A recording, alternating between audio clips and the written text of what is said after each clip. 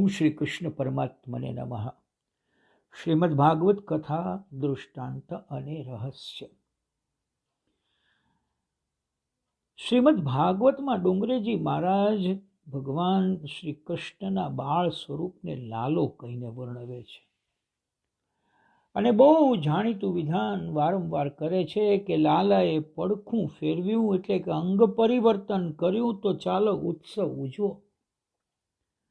પરમાત્માને પધરાવ્યા પછી રોજ નવા નવા ઉત્સવ કરીએ તો લાલો કાયમને માટે આપણા ઘરમાં રહે. શ્રી કૃષ્ણ ઉત્સવ પ્રિય છે. ગોપાળ સહસ્ત્ર નામમાં ભગવાનનું એક નામ છે નિત્ય ઉત્સવ. જ્યાં નિત્ય ઉત્સવ થાય ત્યાં ભગવાન બિરાજે. ઉત્સવના દિવસે શક્તિનો, મનનો, વાણીનો સદુપયોગ કરવો. ઉત્સવના દિવસે ભગવાનનું ખૂબ સ્મરણ કરવું. ઉત્સવના દિવસે ઈશ્વર સેવામાં દેહભાન ભૂલાઈ જવું જોઈએ. ઉત્સવના દિવસે આંખમાંથી પ્રેમના બે આંસુ ન નીકળે તો ઉત્સવ વ્યર્થ છે. ઉત્સવના દિવસે બ્રાહ્મણનું સન્માન કરો. વેદ પાઠી બ્રાહ્મણનું પૂજન કરો, પણ કરજ કરીને કે ભીખ માગીને ઉત્સવ કરવાની જરાય જરૂર નથી. તમારી સ્થિતિ પ્રમાણે ઉત્સવ કરો. થોડુંક કરશો તો પણ ભગવાનને તો બહુ લાગશે. ઓછાને ઘણું માને તે ઈશ્વર, અને ઘણું મળે છતાં ઓછું માને તે આપણો જીવ. દ્રૌપદીએ ભાજીનું પાન આપ્યું છે, ગજરાજીએ કમળનું ફૂલ આપ્યું છે, છતાં પરમાત્મા પ્રસન્ન થયા છે. તમારી પાસે કાંઈ ન હોય તો ઉત્સવના દિવસે લાલાને પારણામાં ઝૂલાવો. લાલો પ્રસન્ન થઈ જશે. લોકો ભગવાન માટે કંઈ કરતા નથી. પુત્રનો જન્મદિવસ હોય તો મોહનથાળ ને કેટલાય મિત્રો ને બધું જ ચાલે. એ કરીએ પણ કોઈ ગરીબને જમાડીએ. કોઈ વૈષ્ણવનું સન્માન કરવાથી ઉત્સવ સફળ થાય છે. ઘરના બધા ભેગા મળીને ખાવાથી ઉત્સવ સફળ થતો નથી, કે સગાઓને બોલીને જમાડવામાં પણ ઉત્સવનું સાફલ્ય નથી. ઉત્સવને દિવસે ગરીબને અન્નદાન કરીએ. ગરીબનું સન્માન કરીએ તો ઠાકોરજી બહુ પ્રસન્ન થાય. દરિદ્ર એ નારાયણનું સ્વરૂપ છે. ઉત્સવના દિવસે સાધુ મહારાજને ભોજન કરાવીએ. યથાશક્તિ સાધુ સંતોનું સન્માન કરીએ. પોતે ભોગ ભોગવી રાજી થવા કરતાં બીજાને આપીને રાજી થઈએ.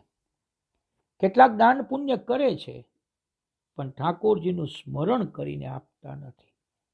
અભિમાનમાં અક્કડમાં આપે છે.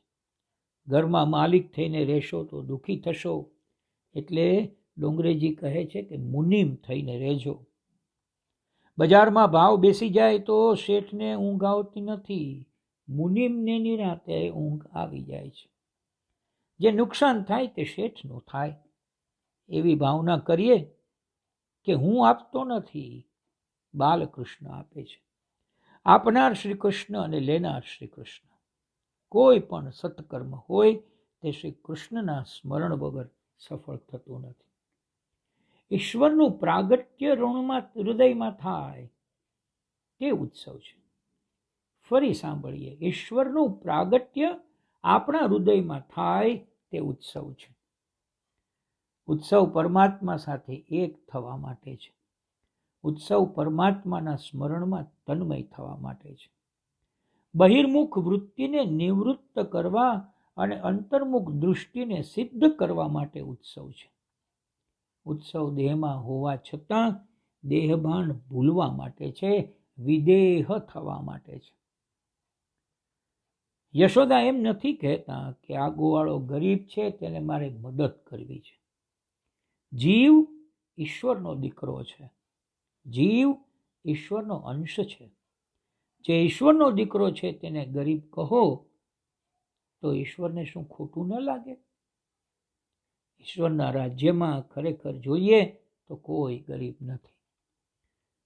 કોઈ પણ જીવને ગરીબ માનીને તેનું અપમાન કરવું એ તો આપણા ભગવાનને બહુ નારાજ કરવા બરાબર છે. નમ્ર થવાનું, આંખ મીચી રાખીને દાન કરવાનું. આવનારના હૃદયમાં પણ પરમાત્મા જ વસેલા છે એમ સમજીને આપવાનું. આપનારો લેનારમાં ભગવત ભાવ ન રાખે તો એ દાન સફળ થતું નથી. ઘણી વખત એવું બને છે કે આપણે દાન અને સેવા વચ્ચેનો તફાવત સમજી બેસતા નથી. ઘરનો નોકર આપે અને ઘરનો માલિક આપે જાતે, એમાં ફર્ક છે. તેથી યશોદા કહે છે, મારે જાતે એક એકની પૂજા કરવી છે, એકનું સન્માન કરવું છે. ચોખ્ખું લખ્યું છે, પૂજયતી બ્રજો કસ. દાન આપ્યા પછી અભિમાન મરે, દૈન્ય આવે તો દાન સફળ થાય છે.